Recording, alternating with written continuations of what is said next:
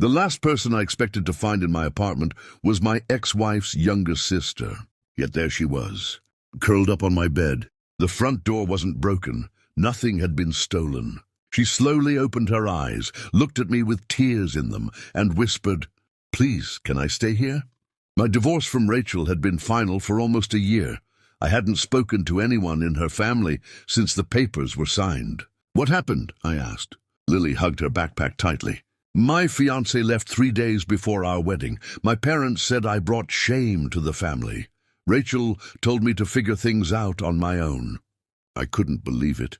"But why come to me?" She lowered her head.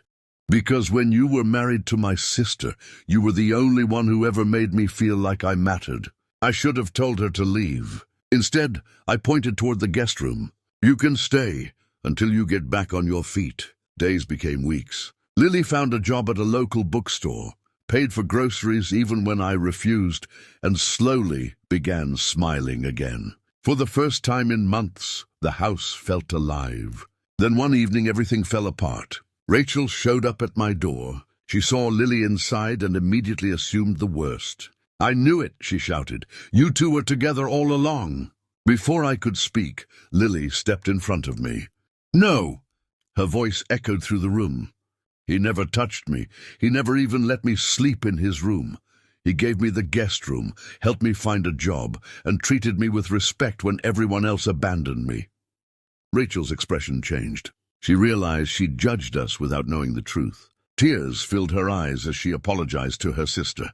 Months later, Lily rented her own apartment. Life slowly returned to normal, but we stayed close. We met for coffee, watched baseball games, and laughed about the strange way our friendship had begun. One autumn afternoon, she invited me to the park where we used to walk. "I have something to tell you," she said.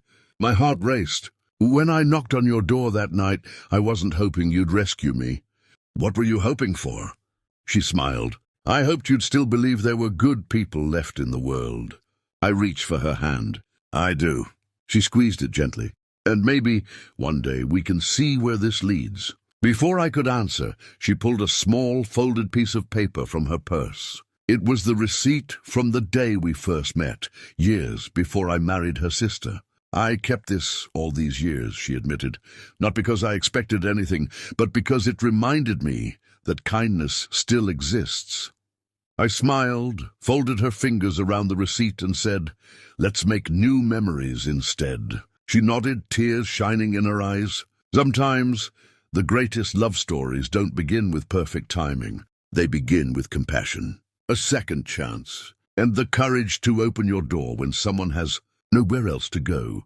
If this story touched your heart, don't forget to like, subscribe, and share for more emotional stories with unforgettable twists.